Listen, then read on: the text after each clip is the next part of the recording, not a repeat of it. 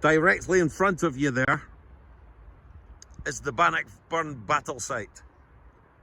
King Edward II, Edward Plantagenet of England, watched the battle from the high ground up in the knoll. Where I'm standing now was commanded by James Douglas in the Scottish right wing. Bruce fought in the centre over there. Earl and Moray, Randolph fought away at the far side, at just where that other line of trees are up there. When the rout took place, when the English army gave way, they came running towards here, towards the camera here.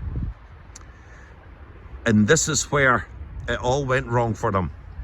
They came here to what is known as the Great Bend in the Bannockburn. Now, this is a treacherous place.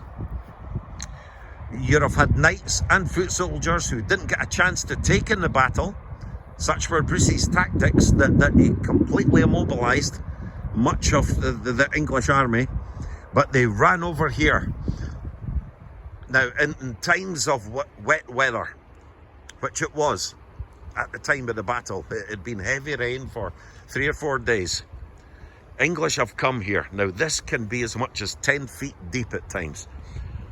This here's known as the Great Bend. Look at this. Now, that's quite daunting, even standing at the edge and looking down on that. But when you imagine thousands and thousands of people in mass panic running this way, chased by Scots, being killed by Scots, you don't stop to think about the obstacle in front of you, and it's a formidable obstacle.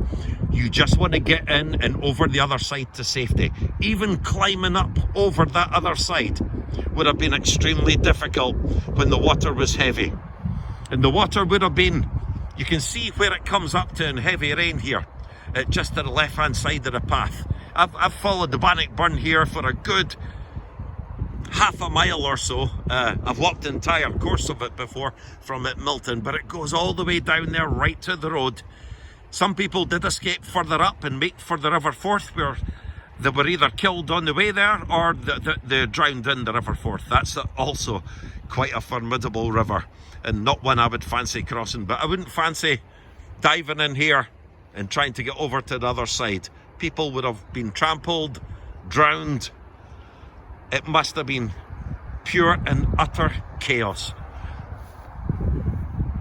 I get a really strong sense of place here in this part of the battlefield, the Great Bend. That's day 91 just ahead of us there. The river goes under the road. You can't follow it through. But what a place this is. When this rout was taking place, just prior to the rout, King Edward II was led off the back of the knoll, off the battlefield, because Bruce was closing in on that high bit of ground there, and Edward would have been captured. So he was led off by his bodyguards, if you like. One mercenary, Giles d'Argentan, very famous knight, got him to safety, told Edward, "I'm not accustomed to run," made his way back into the battlefield and was killed. Many great knights were killed here. Gloucester, Clifford, Henry de Bohun, d'Argentan, and many that we'll never know the names of. Many young men who will never know the names or the faces all perished here. Bannockburn. Bruce was an absolute genius, nothing short of a genius, with the way he planned this and the way he used this ground. He knew that the Bannockburn and the Pell Stream and the pools in the Carse would be a death trap for the English. Bannockburn.